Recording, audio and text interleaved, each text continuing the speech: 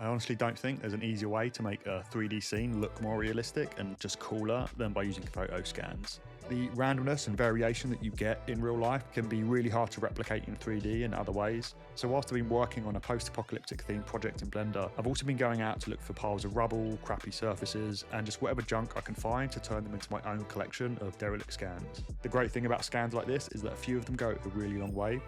If you play around with the proportions and scale and start throwing them together, you don't really need to worry too much about blending the edges.